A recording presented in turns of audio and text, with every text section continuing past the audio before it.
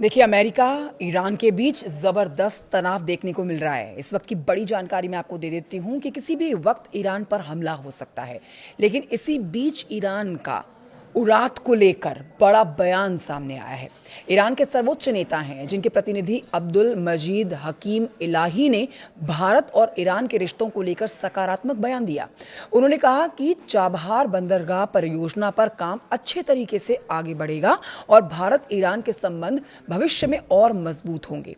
उन्होंने भरोसा जताया कि दोनों देश आपसी सहयोग और समझदारी के साथ इस परियोजना को सफल बनाएंगे। देखिए, एक इंटरव्यू के दौरान उन्होंने ये बड़ी बातें कही हैं। उन्होंने कहा है कि भारत और ईरान के रिश्ते बहुत पुराने हैं। दोनों देशों के रिश्ते सिर्फ राजनीतिक नहीं बल्कि सांस्कृतिक और बौद्धिक भी हैं।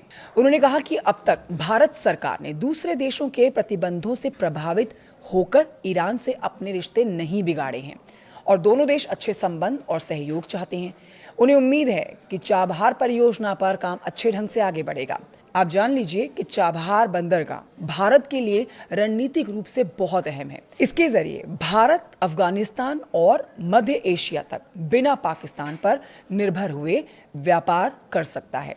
ये बंदरगाह international north south transport corridor का भी एक महत्वपूर्ण हिस्सा है।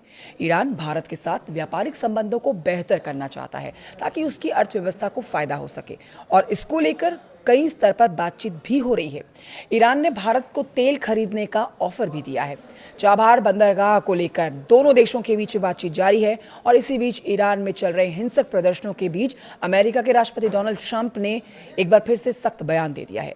अब देखिए, एक नए इंटरव्यू में ट्रंप ने कहा है कि अगर ईरान में हालात ऐसे ही बने रहे तो पूरा देश तबाह हो सकता है। ये ताज़ा बयान है ट्रंप का। उनके इस बयान के बाद दोनों देशों के बीच तनाव और बढ़ गया है। इस इंटरव्यू में ट्रंप ने कहा है कि अगर कोई भी घटना घटती है तो ईरान को गंभीर नतीजे भुगतने होंगे। ट्रंप ने कहा है कि मैंने पहले ही चेतावनी दे दी है, अगर कुछ भी हुआ तो पूरा देश तबाह हो जाएगा। जिसके बाद देखिए, मिडिल ईस्ट में खासा तनाव देखा जा रहा है। ये बड़ी जानकारी अंतर्राष्ट्रीय स्तर से आती हुई, इसे जरूर साझा करिएगा।